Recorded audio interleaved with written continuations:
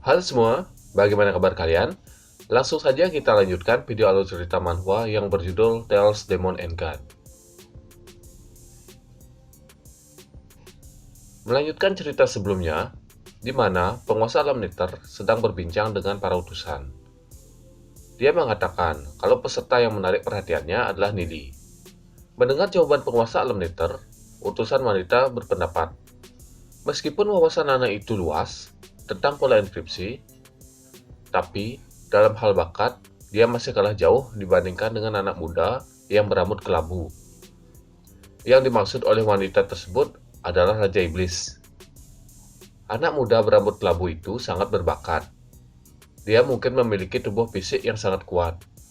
Kalau penguasa alam Nether tidak menginginkannya, utusan itu merasa itu akan menjadi kesempatan bagi sakti Heavenly Note mereka. Penguasa alam Nether berkata kalau mereka tidak harus memilih siapa yang paling berbakat. Dia merasa kalau anak yang bernama Nili itu juga hebat.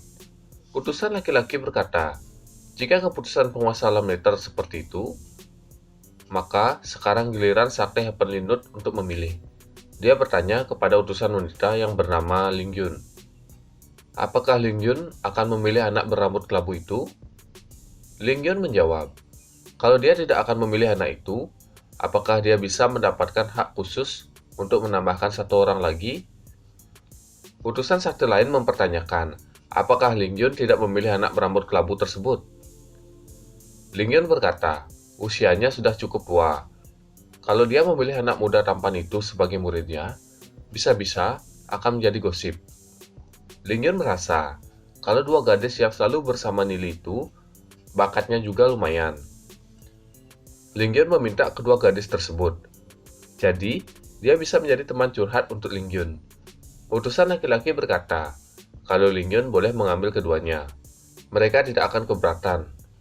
Pada akhirnya, anak muda berambut kelabu itu akan menjadi milik sakti Hidden Cloud dari utusan laki-laki tersebut. Sakti lain pun kemudian memilih para peserta yang akan menjadi murid mereka. Berpindah ke menara. Terlihat Duan Jian masih melihat apa yang dilakukan oleh Celestial Kilin. Celestial Kilin itu sangat marah. Dia memaki-maki Nili yang sedang membakarnya. Celestial Kilin itu pun terus memaki-maki Nili. Mendengar itu, Blissey berkomentar kalau dia tidak pernah bertemu dengan makhluk buas yang setoni ini. Apa mereka serius akan menjinakkannya? Setelah sekian lama, akhirnya Celestial Kilin selesai memaki-maki Nili. Dia kelelahan. Sambil menunggu Celestial Kilin menyerah, Nili berencana melakukan latihan. Dalam waktu dekat, Celestial Kilin itu pasti akan terpanggang. Mendengar hal itu, Celestial Kilin ingin membicarakan kesepakatan dengan Nili. Sebelum membuat kesepakatan, Nili ingin meminta darah Celestial Kilin, tapi Celestial Kilin masih menolak. Celestial Kilin berkata, kalau dia terbakar hingga mati, maka roh iblisnya juga akan meledak. Mereka tidak akan mendapatkan roh iblisnya. Nili berkata, mau dia mendapatkannya atau tidak, bukan masalah buat Nili. Tapi karena Celestial Kilin sudah membunuh banyak manusia, maka hari ini Nili akan membuat dia membayarnya, meskipun sangat disayangkan kalau mereka tidak mendapatkan roh iblisnya. Nili pernah mendengar kalau bagian tubuh Celestial Kilin itu sangat berharga. Nili pun menyebutkan bagian-bagian tubuh Celestial Kilin, sisik, tapak, janggut iblis. Nili juga mendengar kalau lingga iblis dari seekor Celestial Kilin adalah makanan yang sangat enak. Lu Pyo pun ikut memanaskan suasana. Mereka terus menakut-nakuti Celestial Kilin. Mendengar hal itu, teman-teman Nili pun tertawa. Dalam hati, Celestial Kilin berkata, tinggal sedikit lagi. Kalau saja waktu itu dia cukup membunuh jutaan ahli, dia bisa mendapatkan aura membunuh untuk melatih inti internalnya dan menuju alam Heavenly Pit. Tapi sekarang, dia malah ditangkap oleh orang tua gila dan dikurung di sini selamanya, dibakar oleh api hitam. Dia merasa seperti seekor singa yang dikurung di dalam kebun binatang. Celestial Kilin berkata, kalau dia menyerah, kemudian mengajak Nili mendiskusikan persyaratan. Lu Pia berteriak agar Celestial Kilin itu memberikan darahnya terlebih dahulu. Celestial Kilin pun akan memberikan darahnya dan meminta Nili menghilangkan susunan yang sebelumnya dia buat. Nili pun menghilangkan api dari susunan enkripsi yang dia buat. Perlahan-lahan apinya mulai menyusut, kemudian menghilang. Celestial Kilin meminta wadah untuk menampung darahnya. Kemudian, Nili memberikan wadah dan melemparkannya ke dekat Celestial Kilin tersebut. Celestial Kilin mengangkat kaki bagian depannya, kemudian menggigitnya. Darah pun keluar dan menetes ke wadah tersebut. Kemudian menanyakan apa yang harus dilakukan oleh Celestial Kilin selanjutnya. Nili akan menggunakan darah tersebut untuk menggambar susunan pola enkripsi. Wadah yang sudah berisi darah pun diberikan kepada Nili. Nili meminta Celestial Kilin itu menendang wadah tersebut. Nili berkata, saat Celestial Kilin menjadi roh iblis, dia tidak akan memiliki darah sebanyak ini. Daripada nanti dibuang, Nili akan menyimpannya sedikit.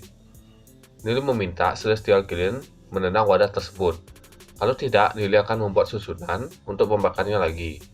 Celestial Kilin terdiam. Dia menendang wadah tersebut dan menyuruh Nili mengambilnya. Wadah itu pun bergerak sedikit, tidak terlalu jauh dari Celestial Kilin. Dia beralasan kalau rantainya terlalu kencang, jadi dia tidak bisa menendang jauh wadah tersebut. Lupio pun mencoba mengambilnya, menggunakan pecut. Pecut itu dilemparkan. Saat pecut itu mulai mengarah ke arah wadah, tiba-tiba ujung pecut itu hancur. Lupio berteriak ke Celestial Kilin. Apa yang dia lakukan? Celestial Kilin berkata kalau dia diikat oleh rantai, jadi dia tidak tahu apa yang terjadi. Dewi Yuyan berkata kalau Celestial Kilin itu merencanakan sesuatu dan menyuruh Nili berhati-hati. Nili mulai melangkah mendekati Celestial Kilin. Dia akan mengambil baskom tersebut. Xion dan Ning Er mengingatkan Nili agar tetap berhati-hati. Luce berkata ke kedua wanita tersebut kalau Nili pasti punya rencana. Dia tidak mungkin jatuh ke dalam perangkap seperti ini. Celestial Kilin itu senang melihat Nili mulai mendekat. Langkah demi langkah dilewati oleh Nili. Kemudian Nili berhenti. Celestial Kilin bergumam. Sedikit lagi dia memasuki wilayahnya. Tapi dia berhenti. Apakah dia tahu rencananya? Celestial Kilin itu terus mengamati Nili. Dia melihat bagaimana caranya Nili mengambil darahnya. Nili mulai bersiap. Dengan cepat, dia bergabung dengan roh iblis panda. Kemudian mengeluarkan semburan yin yang. Serangan itu mengarah langsung ke arah Celestial Kilin. Celestial Kilin berkata, meskipun dia terikat di sini, tapi Nili bukanlah orang yang bisa menahan serangannya. Celestial Kilin pun mengeluarkan serangannya. Dia mengeluarkan serangan bola petir. Serangan mereka berdua pun berbenturan. Kedua serangan itu sangat kuat. Teman-teman Nili dengan cepat membantu Nili menyerang Celestial Kilin. Serangan itu tidak berefek kepada Celestial Kilin. Karena Nili sudah memasuki wilayah Celestial Kilin, dia tidak akan membiarkan Nili kabur. Serangan pun kembali dilancarkan ke arah Nili. Melihat hal tersebut, Nili kembali ke bentuk manusianya. Kemudian dia menggunakan bom naga. Saat Celestial Kilin membuka mulutnya untuk mengeluarkan serangan petirnya, Nili melemparkan bom naga tepat ke mulutnya. Bom itu pun meledak, tepat di kepalanya. Kemudian, Nili bergabung dengan roh iblis bayangan. Dia berusaha mengambil baskom itu. Saat Nili mendapatkan baskom, dia melemparkan ke arah teman-temannya. Akhirnya, baskom itu berhasil dilemparkan. Tapi, Nili masih berada di wilayah Celestial Kilin. Baskom itu melayang ke arah teman-teman Nili. Akan tetapi, Nili diserang oleh Celestial Kilin. Baskom mendarat di depan teman-teman Nili, dan serangan petir itu dilancarkan. Luce yang melihat Nili terkena serangan, merasa khawatir. Celestial Kilin merasa senang, karena serangan tersebut mengenai Nili. Kemudian, Celestial Kilin menginjak ke tempat Nili terkena serangan petir. Akan tetapi, Nili tidak ada di sana. Celestial Kilin itu terkejut. Bagaimana itu bisa terjadi?